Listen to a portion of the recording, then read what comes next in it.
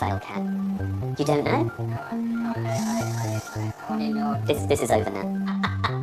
At this point, cue the edit the fail cat.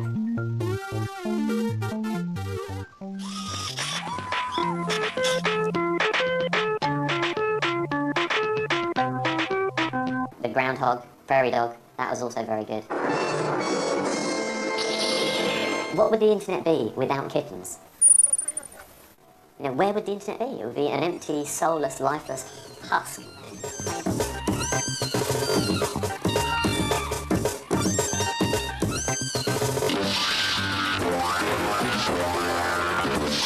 YouTube ist YouTube, weil die Menschen, die YouTube nutzen, gerne auf YouTube sind und natürlich auch gerne sagen, was sie selber machen. Das Schöne ist, dass unglaublich viele Menschen natürlich kreativ sind und YouTube ihnen so eine Plattform bietet, ihre Kreativität auszuleben.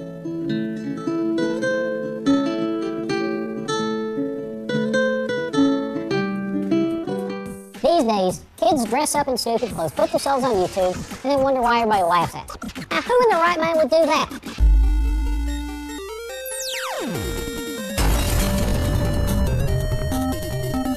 Also ich liebe MySpace, weil ich da meine Musik eben so einfach drauf machen kann und auch fürs Schauspiel irgendwie so die Bilder und kleine Filme so und es ist einfach zugänglich.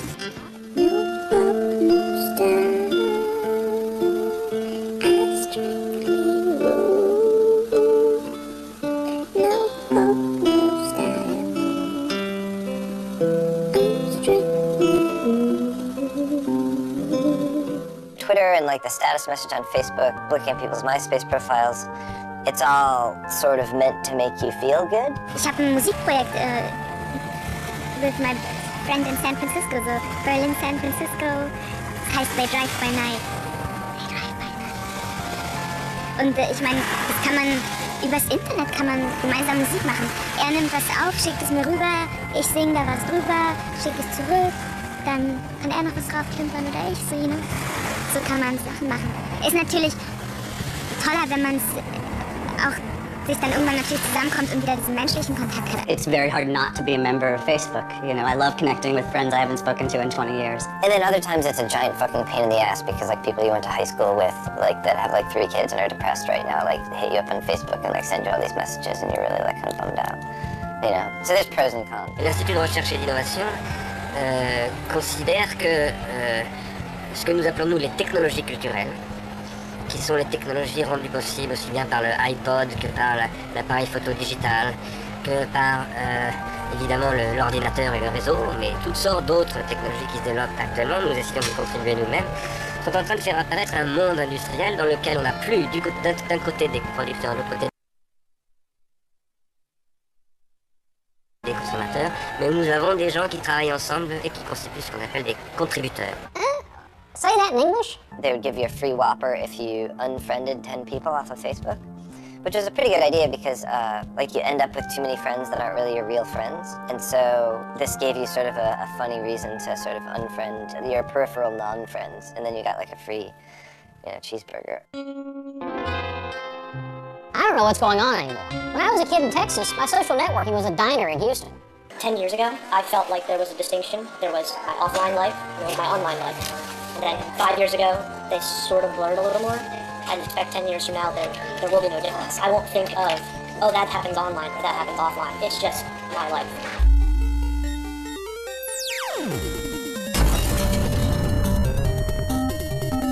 If you're 20 now and you know you have been documenting your life in public on blogs, on Twitter feeds, on MySpace and Facebook and Bebo, it's all out there. There's no going back. You cannot erase something that's been published.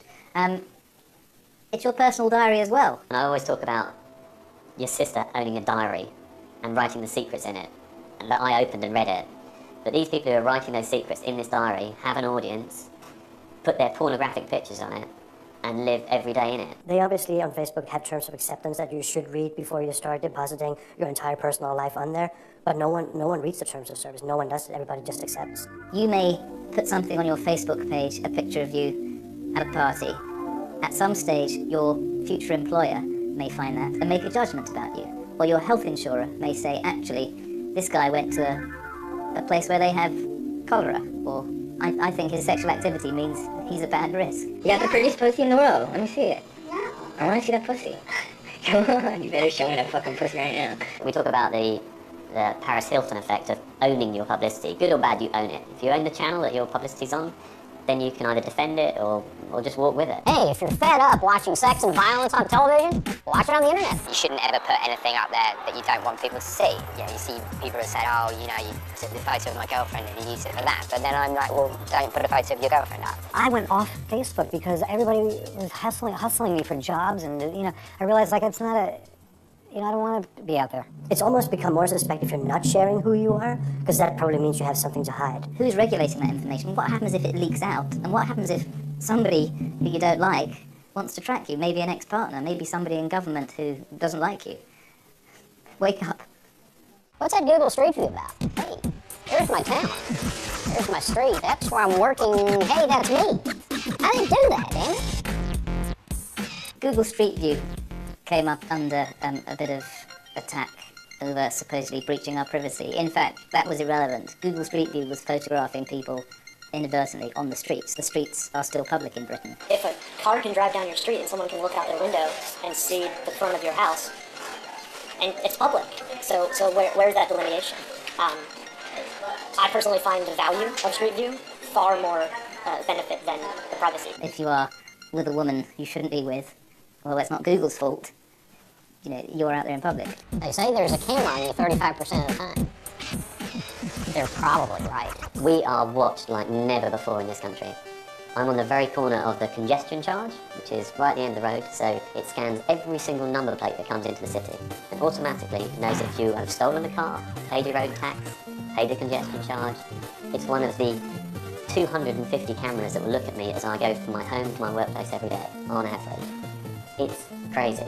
So people talk about an invasion of privacy. That horse has already ran away over the fields far away.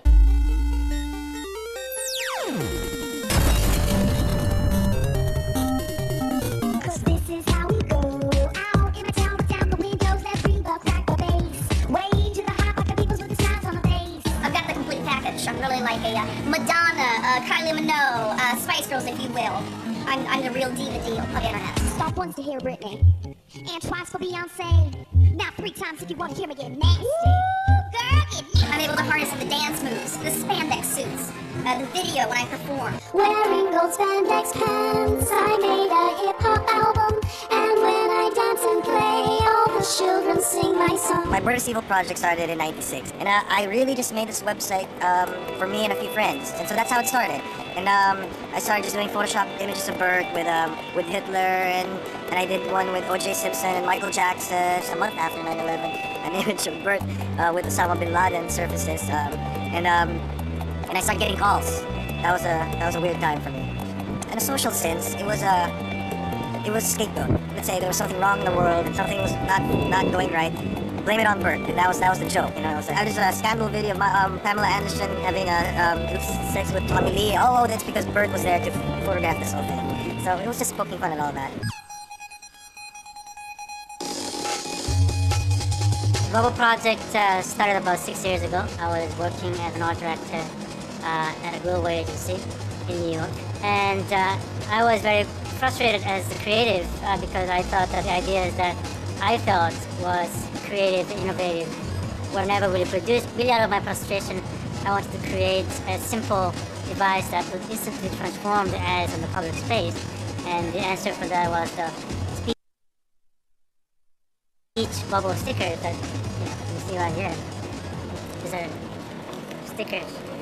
So I went all around New York City to place the stickers on top of ads, and I always leave them empty so that passersby can write inside their thoughts and their opinions. And I later go back and photograph the results.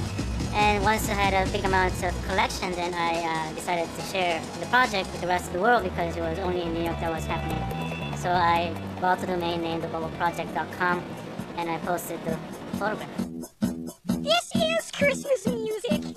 Johnny wishes he was just a little bigger. Frankie wishes he was back on the force. The Professor Brothers is a cartoon series about 2 very inept professors at a community college in America. We're going to talk about a couple of films and Well, let's just fuck this duck, shall we? Let's get going.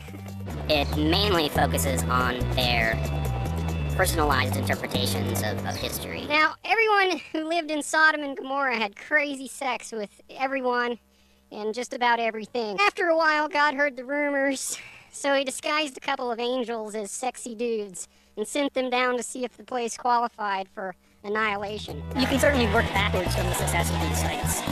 Very rational. Figure out exactly how it happened and work the site so it'll be better or make more money. And of course you can.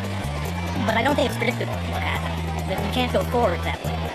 It's rare that anybody has an idea that succeeds, on the web or off the web for that matter, where the idea is so strong that it's obvious and predictable that it's going to succeed. Together, we've just created a robotic arm!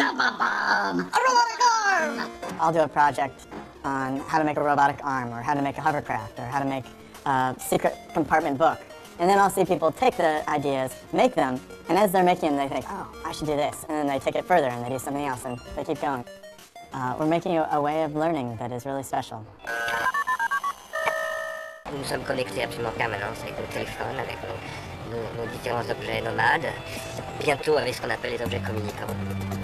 Et dans cette société-là, de nouveaux types de comportements sont apparus, en particulier dans le domaine culturel. What was that about? If you do the thing by the book, then you have it. Let me see you back it up. Let that head down, let it bring that motherfucker. Bring it down, bitch. Let me see you back it up. Let that head down, let it bring that motherfucker. A while back, a friend and I, we made an audio track, a remix from, used clips from the artist Willow John with a kids show, Lazy Town. And it went viral on YouTube. I made a music video for him.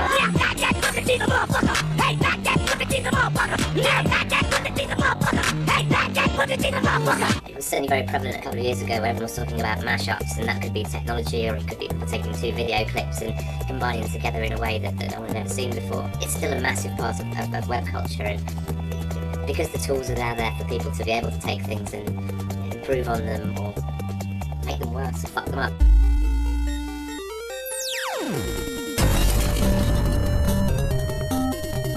A big Range Rover rolls up to me and a guy in the back seat starts yelling. Hey baby, I see you looking.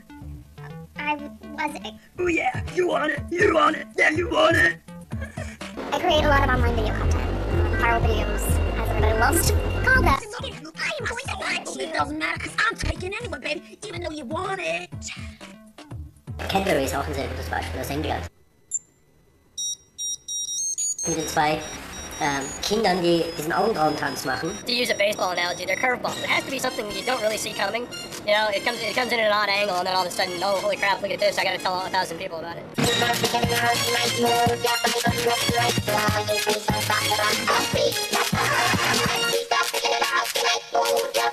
Also die haben nämlich das Prinzip YouTube transformiert auf Marketing. Und haben ein Format gefunden, das so unterhaltsam ist, dass man nicht nur digital weiterschickt, sondern davon erzählt. Since that's kind of like the thing that people want to do is create these videos and make them viral, people have a lot of shady tactics to make that happen, which is a shame, but I mean, they still do it. It's not genuine when it's... I mean, a lot of the videos that we see that are viral, they're not genuine. I have an iPhone, and I had to switch to AT&T. Okay, that's wonderful. Well, I got my first AT&T bill. Right here. In a box. I mean, I never intentionally create them to be viral, but one of the most popular ones to date has been the 300-page iPhone bill. So I got this phone bill that came in a box, and within 2 hours of posting the video, I had interviews with USA Today, Fox News, pretty much all of the major news sources. You first gained fame on the internet with a very famous video of you opening your iPhone bill. Yes, I did. They can't be forced, and the ones that work most effectively online are the ones that just kind of happen. They're all organic.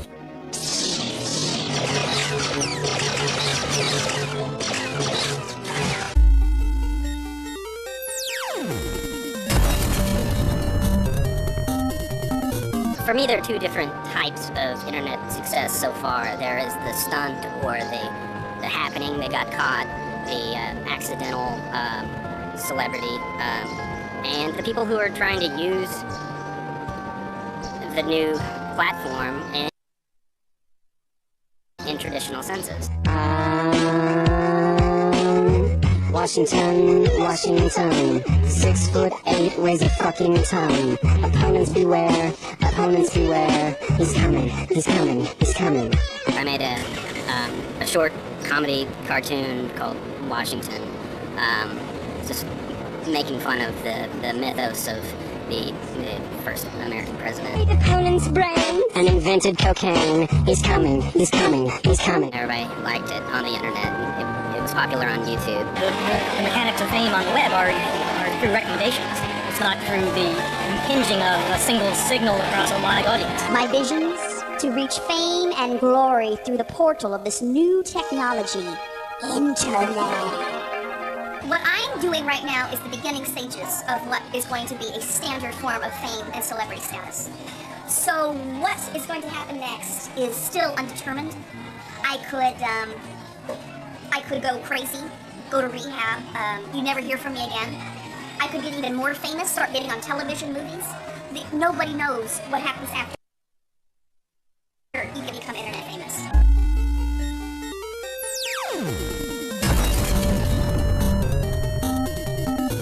Wake up everybody, stop sleeping. They want to charge more, big companies are creeping into our internet. Stop screwing with the internet, we like it the way it is. These large companies are reaching out to us, and I've had a lot of meetings with these television agencies and companies that want to know how they can do this, or what they can do, or how they can take me away from the internet and put them on the show. So it's really interesting. It's not just happening to me, it's happening to a lot of these people. I got calls from media companies, advertising agencies who were interested in transforming the Bubble Project into a commercial project. And although the money was tempting, I made a conscious decision to not ever make the Bubble Project a commercial project. Right now, it's our way of communicating, it's our speech, it's our careers.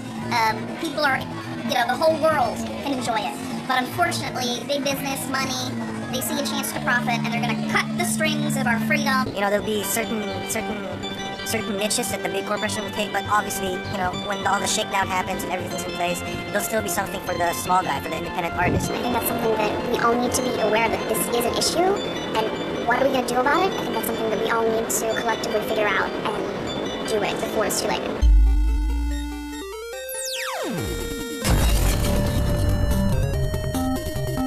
Il y a toutes sortes d'amateurs. Frédéric Delpruz était un amateur de musique, il a écrit quelques pièces de musique, il était un roi. Il y a des amateurs comme Charlie Parker, qui était un amateur de l'historien, qui est devenu ensuite un musicien.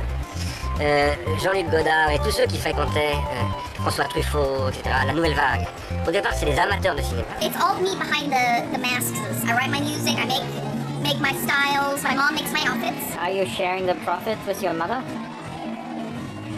She is rewarded in love, caring, and when she comes to shows and watches me, she signs a few autographs. People are fascinated with her as well. But the profits tend to come to me to fatten me up and to keep me at this skill level. Amateur, ça vient de aimer à mort. Et un artiste, demandez à Pablo Picasso si on lui dit maintenant vos œuvres ne se vendront plus jamais, il n'y a plus de marché pour vos œuvres, etc. Qu'est-ce qu'il fait? Il n'arrête pas de peindre parce qu'il ne peint pas pour gagner de l'argent, il peint parce qu'il aime la peinture. C'est un amateur. Tout artiste, tout philosophe, toute personne d'ailleurs qui fait quelque chose dans la vie de bien est un amateur dans ce sens-là. Now with the age of the amateur, and especially with YouTube performances, it's maybe not how they perform, but how they capture the energy. But it will always be the ones who do something that's a bit over the top or really, really good that people will congregate to.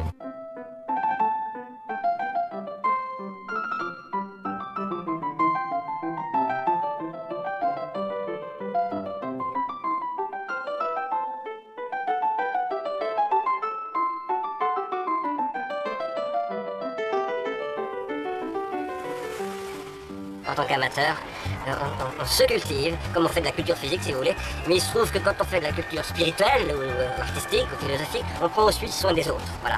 On n'est pas simplement dans l'ego, mais on développe une société, parce qu'une œuvre philosophique, une œuvre artistique, une œuvre architecturale, ça construit un monde et ça construit une société. Sei das, was du sein willst, because the time is now.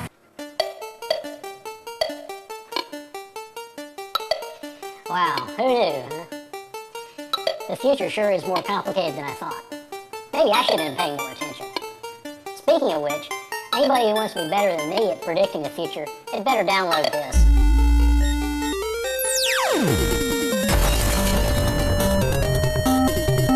It's an ongoing question what drives interactive advertising or digital advertising, whatever you want to call it these days, whether it is strategy or creative or data. Marketing has to be a conversation for the first time in forever. What you do as a brand actually becomes almost more important than what you say as a brand. And that is why I think digital creativity holds the key to the future of creativity. Are you looking for work? Well, you may want to consider moving to Australia. The best job in the world is a campaign that I think everyone fell in love with. It's a campaign for the Queensland Tourist Board where they put out an advert saying you could win the best job in the world, and you had to just make a short film saying why you should get the job.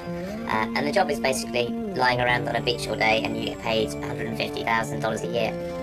And all you have to do is feed the tropical fish. And even from the job ad itself is an advert for a wonderful life that we can all only imagine. I'll be very good at it. You'd have to remember to feed the fish. And it was such a contagious idea that the day after it came out, it was in all the newspapers. And then they cleverly orchestrated this thing where the server crashed because it was so popular. So the next day, the newspapers were reporting that the best job in the world ad was so popular that people had flocked to it, and the server crashed. All applicants have to do is submit a 60-second video to this website, islandreefjob.com. People had to do their applications online to be voted for by other people, and they had to submit videos. So the original idea made people make more content, and so it became this sort of infrastructure of creativity, which was amazingly compelling, and people just fell in love with it. Hi, I'm John, and I'm a police officer in England, and you can tell by the silly hat. My dad was the great entertainer, Mr. Dean Martin. Do you think all we do is eat sausages and sauerkraut?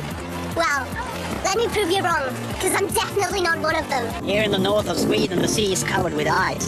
So if you want to go snorkeling, you need an icebreaker. The people became the campaign. So, once the initial idea had been seeded, that people's creativity and the way that they created their applications, if it hadn't been popular, then the campaign wouldn't have worked. So it shows that effectiveness and creativity are massively, massively linked. What I love about the Oasis thing is it uses the media in a different way, and it's actually getting people to create their own media. And it's one of those sort of ways where you just flip something. It's a challenge, isn't it? And I think once you master that, you master anything. What artists are paranoid about is their tracks getting out and people hearing it before it's been released. So what Oasis did is they found these cool street musicians and they taught them how to play their songs. Get up your hat off, lady. I don't need no ride tonight. Liam flies over, tells them how to do it, and actually some of them were better than he was. But I appreciate the guy that's got to make a living off playing tunes well in the same boat. We presented it to Warner, who was very interested in making this happen. We had a warehouse where all the street musicians, all the 20, 25, 30 acts, were rehearsing in the morning with the band. So the band came there and they heard their own songs that they'd been playing for a long time. I love Oasis, especially Wonderwall, because I played that song from 1995 to 98. And it paid my rent for 3 years. Good, wow. Me too. Me too. I'm still playing it. And then they send them back out into the streets of New York and in the subways. And then using digital technology, they told people how to find them, and people, were congregating on the subway. Huge crowds appeared, and then they're twittering it, they're blogging it, they're photographing them, sending their mates pictures and text.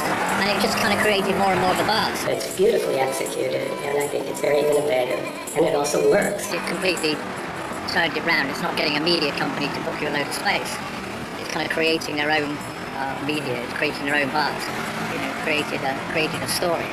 And it's a new channel for record producers and music companies to distribute an album in advance. This is a shit idea, this actually. Whoever fucking did that, I hate a record. Yeah, trying to make us look really bad. Overnight, I've just got that. That's how we should have done it. I'm just a huge fan.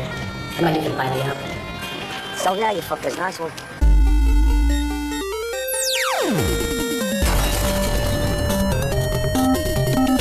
The classic traditional agencies, are they dead? I think if you'd asked me that a year ago when I was in London, I would have categorically said yes, they're absolutely dead, they have no future. I didn't really feel there was any of the traditional agencies in London that were doing anything particularly interesting. But then when I moved to New York, you see that there are some agencies that I think have understood that the process is dead and they can't really continue, so they're doing some really interesting work. I don't know, I don't even really know what a traditional agency is anymore. I think we were certainly not an advertising agency, but we perform a function to help clients sell products, and we would consider ourselves creative people. I think the smarter clients out there now realise they don't have to pay loads of money to have an account director take them out for a nice meal, and they don't need to pay $1 million for an ad when they can actually just go direct to a film company or a design company, or even just an individual, and get a really great piece of work for a tenth of the price. When you're a brand such as Orange and you sponsor something like Glastonbury, you don't want to see an Orange logo. Normally they would get 200 tickets to Glastonbury for their sponsorship, and they would have a big raffle. So everybody would join, and 200 people would be really, really happy because they've got tickets. The other thousands would be really pissed off. If you look at a festival like Glastonbury, it's not all about the music, it's also about the things that people do and the strange attractions in the odd field. So we knew we could be a little bit more quirky with it. How would you get mud on your boots, is what we said to them. We said, okay, we took a field in a secret location in Norfolk, and we got a bull. And the bull's called Derek. And Derek had a GPS collar on him. So he used Orange's technology, GPS, and you could look with webcams from the corners of the field and you could see Derek moving around. You could go and click videos with a farmer and oh, he's a lover, this one, he's not a fighter. We've had to put Daisy in the field, just calm him down a bit. And at 12 o'clock we would shut the cameras off, and at 2 o'clock you had to guess which square metre of the field he was standing in. And if you got it right, then you were entered into the draw. The last sort of big digital project I did in London was a project with John Malkovich, where we took a script and we got him to write the first scene to the script, and then we made a site and we opened that up to everyone and they could submit their ideas to the script and he would edit that, and that was, for me personally, it was a brilliant project because working with him, he was fantastic.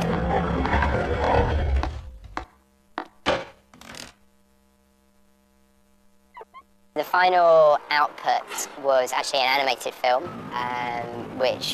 it started off as a sort of snow angel, a little kid who's a snow angel, and then it just goes into this totally surreal world, which I think was sort of the idea.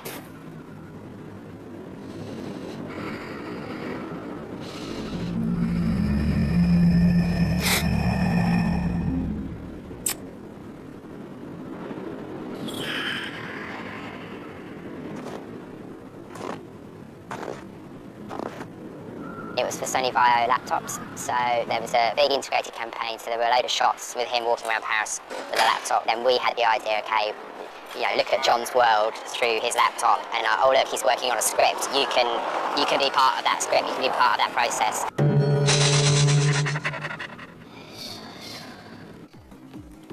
This is a design studio, so it's about ideas.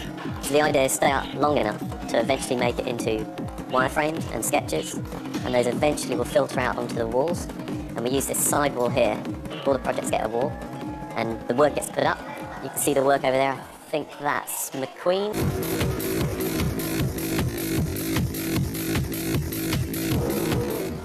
You can see all the little sticky marks on it, so everyone starts to put comments on it, and everyone builds upon it, and eventually those layers become the website. Very, very simple process. It goes from here, down to the studio, and out the end of the studio. So basically, our server is on this red line, starts in the server room, and it goes all the way through the studio, picks all the other work up, and it ends and it fires out the window at the back. Bink! It's just like a train track. It's like, follow the track, get out the window. And if you've got a cow called Derek, that's always good. Derek! Is Derek still around? I think we ate him. We employ this white witch who comes in every so often. She leaves her broomstick downstairs, and she basically makes broken people better. Touch him with the magic hands. With the magic one. With the magic one.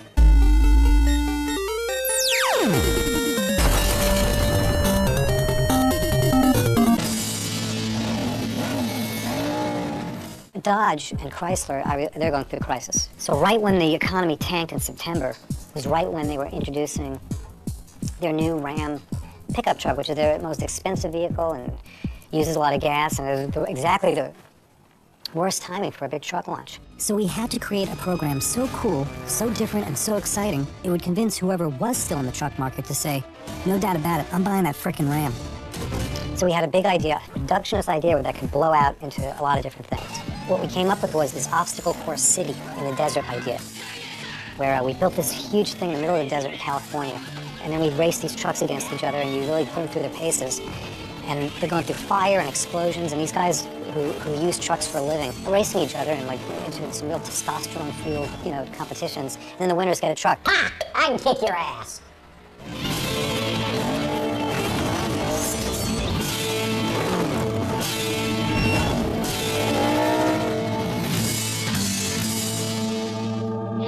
So the commercials actually look like movie trailers that led you to these amazing online films of these guys racing, and you get to know them, and it's pretty exciting. And then the web experience of how you got to see the truck and get into the truck and do the course yourself online, and it was pretty cool. And we surrounded and delighted, the Chrysler consumer with stuff that they really could engage with. So they managed to increase their market share in a damaged market and sell some trucks. These days, you can sell anything on the internet. I must introduce my grandmother to it. For me, there's a massive problem between the way that digital's going and the way that advertising can join together with it. Probably a lot of people trying to sort of have it both ways, like kind of have the monopoly sort of feeling of the old way where you have to control the communications and control the conversation while actually taking advantage of the new medium, which is open and free and full of discourse.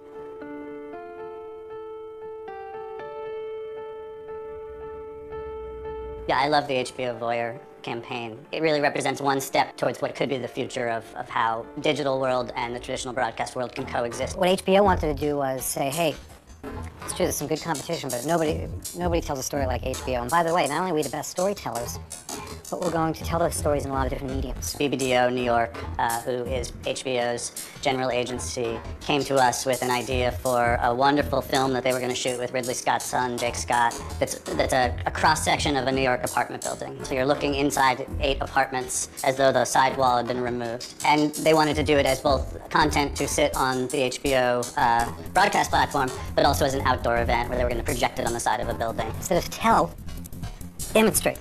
So instead of say we're going to do these great stories, and we're going to have them in these cool places, just come up with a great story and have it be in all these places. Like be it instead of say it. Our role was to take that traditional piece of film and create something that's very natively digital for everybody else in the world who didn't have HBO. So we started with this establishing shot that we built of much more literally putting somebody at that apartment window with the binoculars sitting on the windowsill.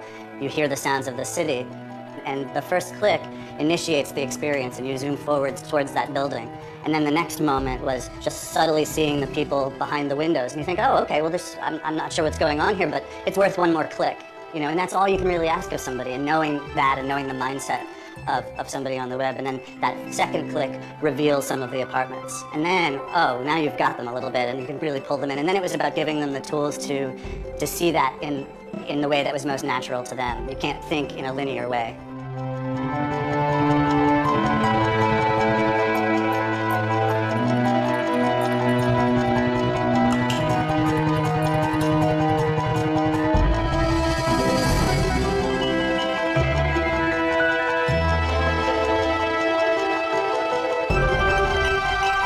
To break down those walls between, oh, this is marketing and this is branding and this is content, I think really starts to get to a new authenticity that's emerging as a result of the consumer gaining control in the digital space. Hey, did you see that great commercial on TV last night? No. Remember when you used to say that? We were looking for an innovative and creative way to get CNN Video better known. We're making t-shirts based on the news headlines. They were digitally printed, so you'd be reading CNN and you could buy a t-shirt with the headline of the article that you were reading, which was a big sensation from a PR perspective because it was a crazy new thing that CNN was doing. What our real goal was to find a way to make CNN part of what all marketers try to do, and that's make our content viral and have people pass it around and become part of that discussion. And that's a big challenge for a traditional brand, making that transition. We have like a whole site that's a store now that pulls in all the news headlines, and we have like photo galleries of people out in the world that kind of wearing the shirts and things. And what it's actually turned into is like giving people sort of a fashionable way to sort of have an affinity for news.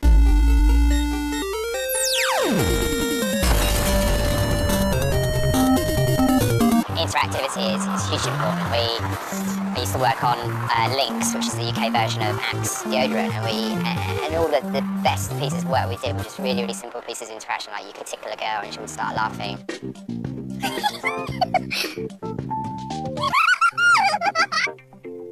It's a simple interactivity that I think the new generation of people expect. We did a campaign for winter driving. The single most important message in the brief was Mini dominates winter, and we stayed up all night, I think, and said, well, hey, a dominatrix dominates. You are invited to whip around this site and discover the features that let Mini dominate winter. And then we had an extensive bunch of research on the web, and a long casting call. Then we picked our dominatrix, and then we shot a website that I think not only is fun, it's a really pretty girl dressed up in dominatrix gear, so that hit our target market pretty hard of young guys. But we did our due diligence for the product and put an awful lot of data in the microsite. A heated windshield helps avoid lots of scraping.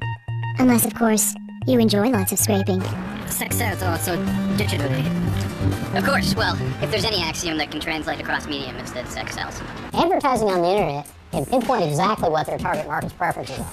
So that's why there was that inflatable Tron girl on my screen. I still love the Diesel Heidi's. The Adidas can go into internet, they can have a relation with a special house where we put for 3 people, 2 girls, one boy.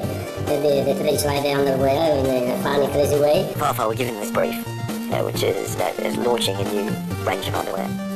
And they came up with the idea of these 2 girls called Heidi, 2 models, who kidnapped a Diesel sales rep and held him hostage in a hotel room until Diesel were appointed them to become models for the range. You can talk with them, you can deal with them so that they can interact with them.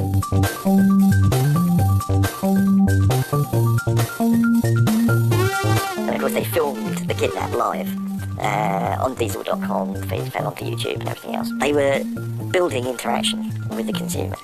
Everything and a lot of the action was driven by what people asked them to do. So it actually worked brilliantly for the product. It worked brilliantly for the consumer as entertainment. It worked brilliantly for the brand because it was subverting, again, a lot of norms, which was, again, in line with the brand. And ultimately, again, one of the reasons it worked is that consumers started going into shops and asking for Heidi's. They weren't asking for Diesel underwear, they were asking for Heidi's because the 2 girls were called Heidi. That really is the ultimate proof of something working. Who can see that coming?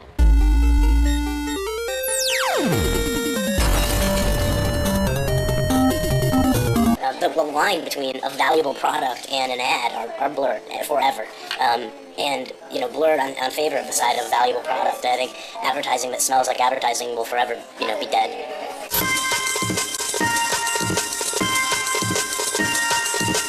There no exist brief. I found the idea and I pitch it to the client. There are a long relationship between Uniqlo and me, so I can easily guess the ideal mission to spread brand to globally, not buying media. There exists a rhythm in clock. The rhythm is essence of dance. So if we develop the clock rhythm, it's intersect dance and clock. And I found the blog have a potential because many topics is popular for bloggers, spread globally. So if I develop the new content that bloggers want to use, somehow I think a clock is very good because clock is not only functional but also entertaining. What did he say? We have the Conran shop just opened next door, and they have a bakery, which is the Albion Bakery. And we said, wouldn't it be brilliant if we could know when the donuts come out of the oven? Because when you have a hot donut in the morning, or a croissant, or a nice warm bread, a nice warm loaf, lovely. Twitter was just becoming popular. People were looking for brands to be able to do things on Twitter. And we built a machine, because obviously in a bakery you don't want to have a laptop or a mobile phone there. So there's a little box that sits on the wall, right next to the oven, and on it is a little screen, and the baker comes along the morning, takes the bread out of the oven, goes out, and he turns the dial, and he finds donuts, no, croissant, no, goes to all the white bread, bink, presses the button, and it sends a tweet out to everybody who signed up, and there's hundreds of people on it, and you get the tweet that says, hot steaming white loaves out the oven now. If you run down there, you get 10% off. People get massively attracted by creative ideas that feel like they're leading to something bigger. That's a brilliant tweet. And it's a Baker tweet. Twitter. That's what girls do, isn't it? Then they become women. They'll bring out Nagger next. The project we've done recently as well for Nike, a mobile project, is sort of an interesting way of looking at where advertising could be going to. It's called Nike Mobile ID. And the idea is that you take your phone and you take a picture of anything that you like in terms of the colors. You send that picture into a database, and back comes a pair of shoes in those colors that you can then buy immediately if you want to.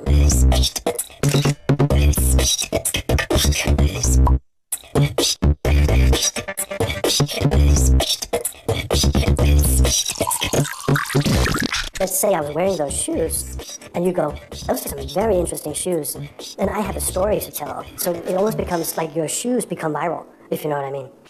It may be too late for me to catch up, but you still got a chance. Check this out while you've got time.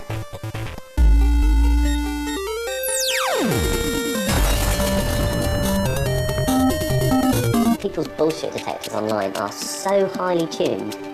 You know, they can spot a fake. Stop trying to make things up and make people believe in a world where if you use my product, you're going to have more sex. Don't try and pretend to be something you're not, because it only takes one person to find out, and then they'll strip you down bare. Supplies are limited. Operators are standing by. It's very subtle. The Apple versus PC guy has been an incredible campaign. Anyone who clicks on this button is going to get a mild electric shock. Don't do that, that's never going to work. Oh, it's going to work. Please don't. Watch. Oh, boy. What just happened? First of all, their products are best in class. Hello, I'm a Mac. I'm a PC. You know, there are tons and tons of PCs out there, so I brought the whole range by to help find the one that's best for her. It's a lot of PCs. So what do you want? Well, I want a computer with a big screen. Okay, small screen, speed it. What else? Well, I want it to have a fast processor. Okay, slow PCs, go. What else? I just need something that works without crashing or viruses or a ton of headaches. Did you say no viruses or crashes or headaches? Yeah. Ugh, she's all yours, Mac. Hi, how are you? Good. I'm a Mac. I'm a Megan. If you're trying to trick the consumer, if you're trying to cover things up, they will find out. And that's quite empowering for a consumer. And for a smart corporation, it's a way of boosting your brand more than any viral video can. If you lie, everybody knows, and then the publicity is, oh, you lied, and that's no good. You can't be a dick on the internet because basically people will find you out. When you do digital work, when I'm commissioned by a Stella Artois to make a film, I'm not competing against Bex. They are. I'm competing against a kid at the end of the garden who's got amazing BMX skills. Good content wins, and I don't care who makes it. So this is Poke. That's hi guys. Hey. The spirit of the team is something that's a big deal to us. You know, we're family, we're small. Hey Will, can you bring up our website? This camera is always sitting on the don't give up sign. It's always sort of it's always pointing at you know, basically our ongoing attitude. It's really interesting, and it has a sort of live chat component built into it. People show up and they ring this little doorbell here, and we've had interviews on it. We've hired people through it. It's kind of neat. So we made a little video about our office and about our webcam. This is us trying to make the web a more friendly place.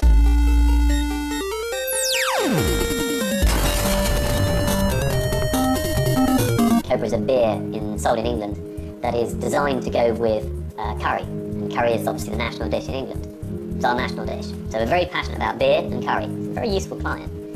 And they came to us and said, we need a website. And we said, why? You're a beer.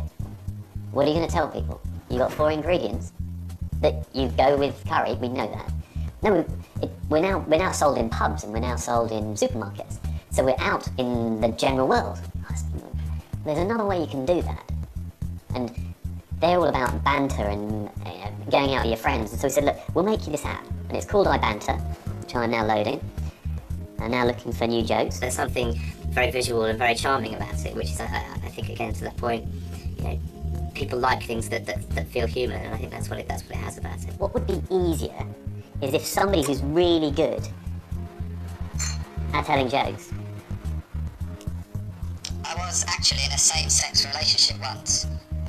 It was a woman but we always had the same sex. That is the only advertising on it. People fall in love with the idea of holding the thing up to their mouth, when actually it's sort of impractical and it's kind of not particularly usable, but I think it creates a sort of an iconic moment. My dad, he's a bit like me. He's hairy, he's Jewish, he's a bit of a disciplinarian. He used to say, do you want to feel the back of my hand? Do you want to feel the back of my hand? Not because he'd hit me, just because he had a really hairy hand. It was nice to stroke. So it's called iBanter, and so every Friday I give 10 new jokes from the best new comedians come on this device. If it's Valentine's Day, we can give them Valentine's Day jokes. If something happens in the news, we can give them something quick. But it just literally makes, everybody the best joke teller. I think people just like the charm of technology being sort of subverted in that way. You don't need a website. What you need is, you need to tell jokes. The world's fastest growing religion is Jediism. It's owned by Buddhism. The world's Buddhists believe in reincarnation. Jedis, it's all about a sequel. A sort of life after death. Life after death. It's great. Go, bro. That's Web Plus. Don't make websites. Make totemic objects, social objects. Make me the hero. Hey, what's that all about? I think the future happened and I missed it. I'm saving the world from invasion by alien forces, and what happens? Damn it, no one else appreciates it, that's what. Look what everyone else is getting up to while I'm protecting their way of life. On this day, we gather because we have chosen hope over fear. The internet got Obama elected, for sure. As much as JFK won because he was personable on television, and he was like the first politician that had figured out how to be charming on the new medium of television. Obama won because he had figured out how to be charming on all the mediums, on television and in the newspaper and on the internet and on my phone and in my email and my social networking and everything. He worked it all out. So he's multifaceted communicator, is his great strength. Which he should be as the president of the United States. That should be a requirement. We invented all this shit here, Well, we were asked to get involved in the campaign. We were actually asked to get involved during the primaries while Obama was still fighting it out with Hillary. If you knew that visiting your grandparents could change the world, would you do it? Of course you would. You'd have to be a douche nozzle not to. If he was to become a candidate, how could we help? Particularly in the swing states in the US, there's 4 or 5 swing states, so it's going to come down to that. And we realized that Florida is the largest state. The Florida vote can make or break an election. If you don't think that's true, why don't you think back to 2 elections ago when a little man named Al Gore got fucked by Florida? We realized that if you could go after one, instead of going after everyone, if you go after one demographic, even though they were allegedly going to vote Republican, the elderly Jewish vote. The elderly Jewish voters were all over the state of Florida, and they were an incredibly cranky part of the population, really hard to reach, didn't believe anybody, very argumentative, very conservative, and quite frankly not inclined to vote for a black man. If Barack Obama doesn't become the next president of the United States, I'm going to blame the Jews. We knew that there was a dichotomy in that almost to a T, all of their grandchildren were going to vote Democrat. And I know you're saying oh my God, Sarah, I can't believe you're saying this. Jews are the most liberal, scrappy, civil rightsy people there are. Yes, that's true. But you're forgetting a whole large group of Jews that are not that way, and they go by several aliases. Nana, Papa, Zadie, Bubby,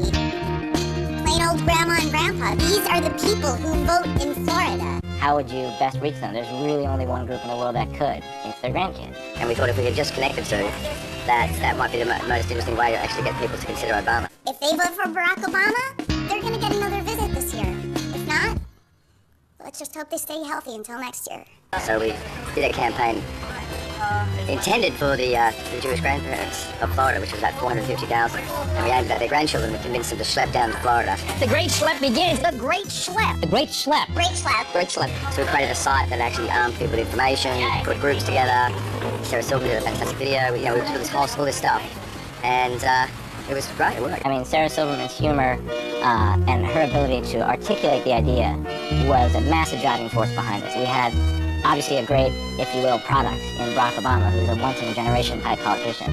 And we were able to identify a demographic that is usually written off as unmovable. And we found a lever in there to move them. Got the highest Jewish vote, I think 375,000 Jewish voters voted for Obama in Florida. He won Florida by 170,000 votes, so... Quite frankly, he's probably our last hope of ending this country's reputation as the assholes of the universe. So please go to this website and get your fat Jewish asses on a plane to Florida.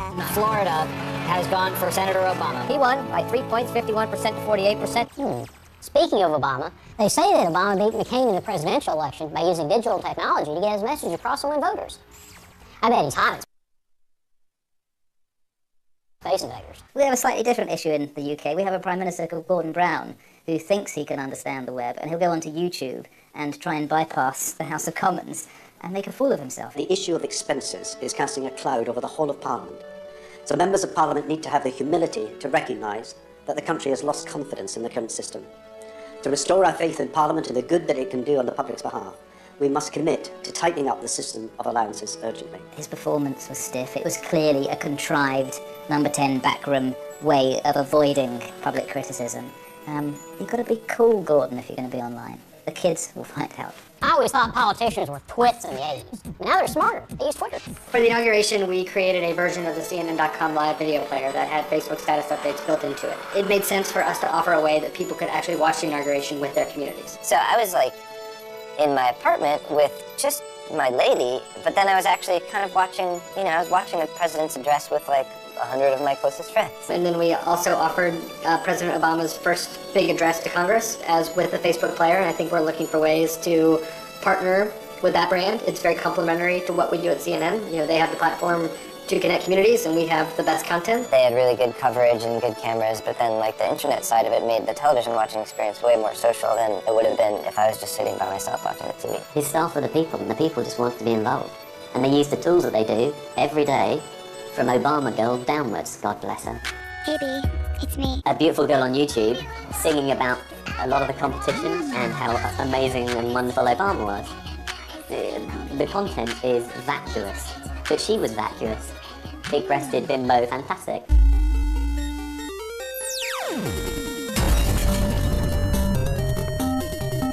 There's an entire generation that basically doesn't like getting their fingers dirty. I can't fold the newspaper, it's pathetic. I still get the New York Times over the weekend because I enjoy getting ink on my fingers, sitting around, having breakfast, drinking coffee and reading a newspaper. The paper media, the piece of paper, is really no longer necessary. But I think a lot of the older generation is still really attached to it.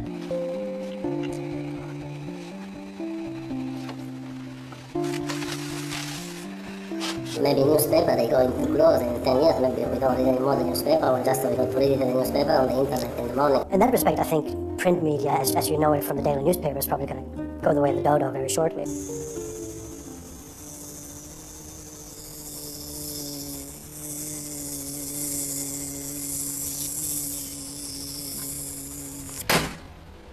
Try doing that with your desktop.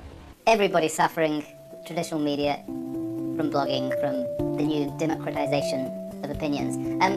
It's not a good or a bad thing, it's just there and you have to react to it. Blogging is a platform, so blogging as an alternative to, say, printing a newspaper. That's the only difference. It's a technology. We're investing thousands of pounds in telling one story.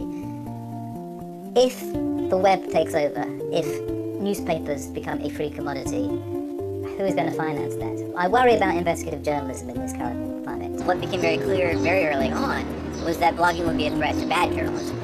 And by bad journalism, I mean that which is poorly researched, or people don't know their topics, or which is kind of obviously bought and paid for. One of the challenges we have as a print magazine that comes out every month is we can never compete with the daily news feeds. What we can do is contextualize better, get expert opinion, develop a reputation for being reliable, both as a curator of stories, but also we check things, we know it's accurate. I think the idea of blogging being, bringing bottom-up models, business models to journalism wasn't intentional because it wasn't a conscious choice. It was merely the only option we had. And at a very early stage when there was 50 of us blogging, every blogger read every other blog. And so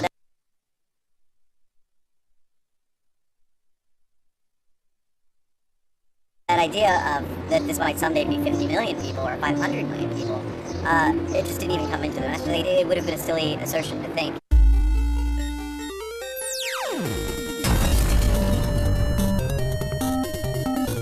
The crowd is a pretty good way of sourcing talent. I think the wisdom of crowds is complete bullshit. I think crowds are stupid. There's actually a saying that none of us is as dumb as all of us. So Reddit, sort of generally, is called a social news website. What that means is the readers, not editors, determine what goes on the front page. We're kind of different because like a lot of social news sites will allow people to vote stuff up and down. We don't. We tried it for a while and the stuff people picked sucked. So we quit doing it and instead we just picked stuff that we like and put it up instead. So you find an interesting newspaper article in Die Zeit, for instance, or you find an interesting blog entry or a funny post on YouTube, you can submit it to Reddit. And then the community votes up if they like it, they vote it down if they don't. And the end result is this front page of rising and falling links. So throughout the day, people hit reload every 10 minutes on Reddit and see where things have shuffled up or down based on how popular they are. There is no more water cooler. There is no more single place where there is a common culture that we can discuss. What there is a large number of choices of subject matter, which are much more personally selectable. Admittedly, this is one of our slogans, freedom from the press.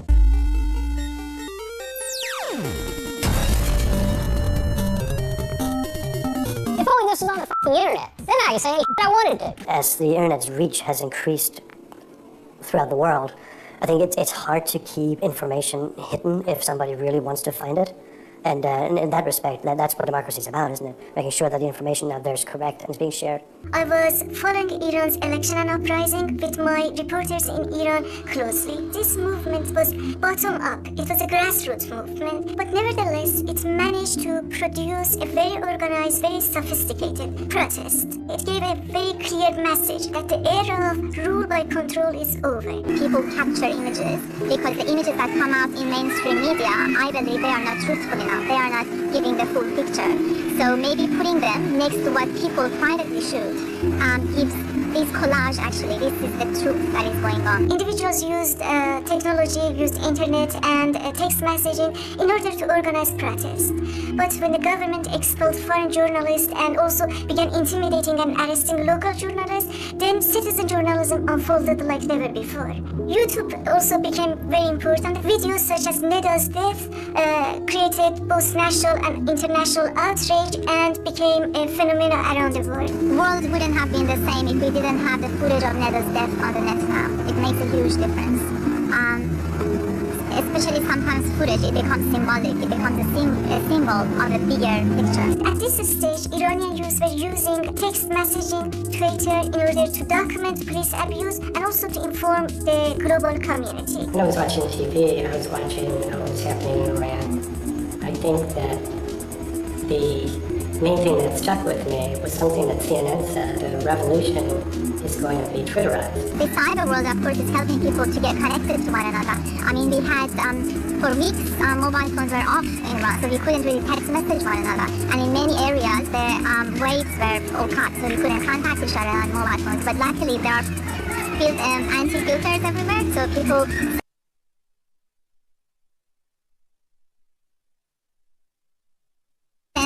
each other the filter breaker, so when you apply that in your computer, you can actually go through the filtering, the filtering that authorities put in your way. What is particularly interesting about Twitter is it allows people to be in touch with one another while they are in move. They can inform other people from their whereabouts. Truth tends to get out. Information wants to be free. You know, Iranian bloggers are having their viewpoints picked up. For example, on June 12th, they sent a text message to people's cell phones indicating that if you're planning not to vote, think about June 13 when you wake up and you realize Ahmadinejad is your president.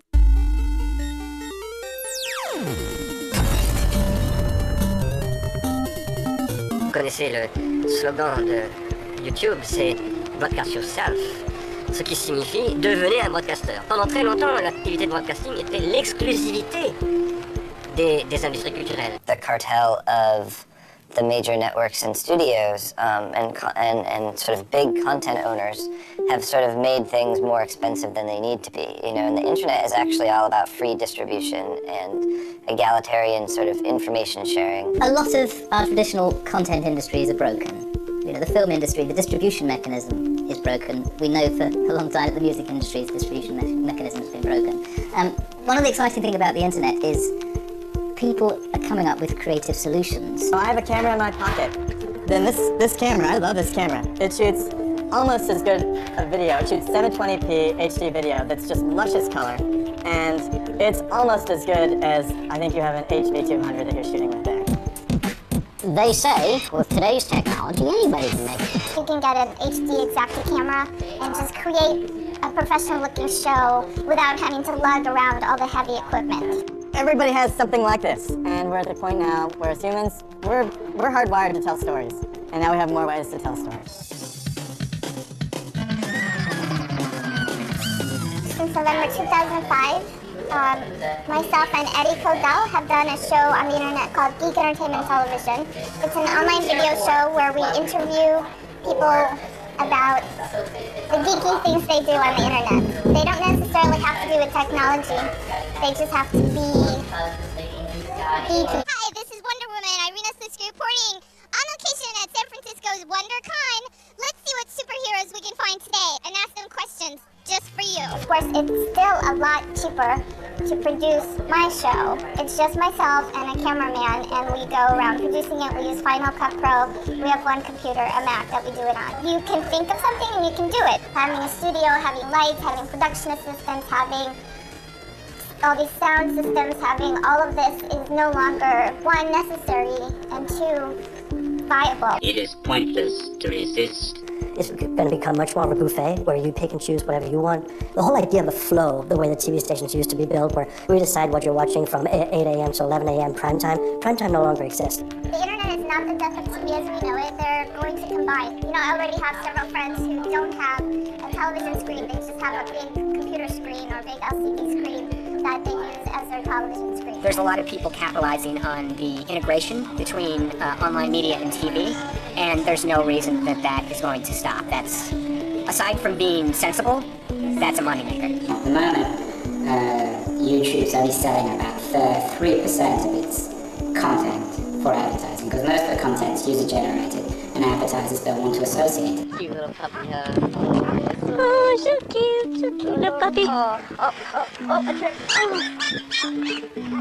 That's mean. That was mean, Matari. Can they take YouTube and turn it into a viable business? If they can, then Google YouTube becomes perhaps the most powerful brand and channel in mainstream media. Cute little Marine. Oh, so cute. So cute, little Marine. Zipper Pie? Oh, that's mean. That's just mean, Sparky. You have to search for video, and when you search for video, usually you find thousands and thousands of pieces of crap and one thing that's good.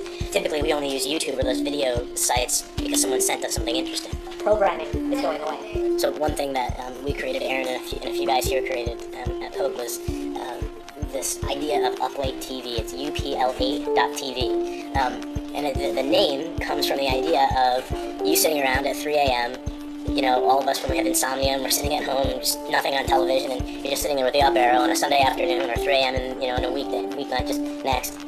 We've all been there. So we decided, well, why don't we make something that's in the spirit of that, where instead of the only way to find good content is by hoping somebody sends you a link to a YouTube video, what if we curated a list and then offered that to people?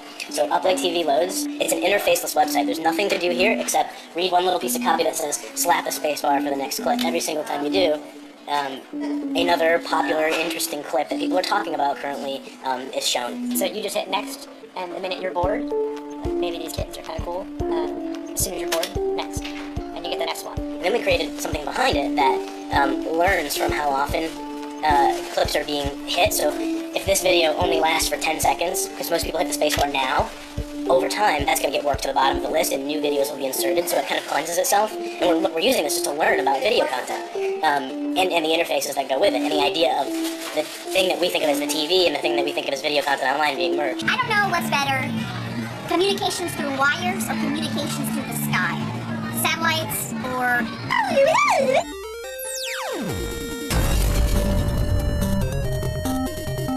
If only I had my iPhone.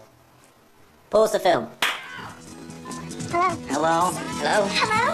Yo. Hello? Hello. Hello? Hello? Hello? Where's that phone? And look at this single device. There's only 20 million being sold in the world. It's a tiny, tiny fraction. But it was fundamental, like a bomb, like a splinter, in changing the power setup. iTunes Store makes more money out of selling apps than music already. So, I mean, that for me is a huge cultural shift. So if you can create something for the iPhone and sell it for $3.99, then that's a really kind of interesting model. For the first time, you've seen all these massive, huge brands, the Nokias, the Blackberries, the Motorola's as well, going, we need an app store. We need to develop that. We need a slice of that, was it 550 million buck profit that they made last year for sitting back and letting the most creative people in the world, its audience, create things they want. For example, show you something that Brian Eno has done, which I think is pretty cool. Yeah, so there's this thing called Bloom, which you see, it says, it's a piece of software written by Brian Eno and Peter Childers. It lets you create music out of like touchscreen, and then it will synthesize the music and turn it into a kind of orchestral piece, which I think, yeah, that's great. I think it's going to be, on a serious note, increasingly more important, because when you and I were growing up, computers, when they said the university has a computer, basically it was one wing of the university, which was the computer,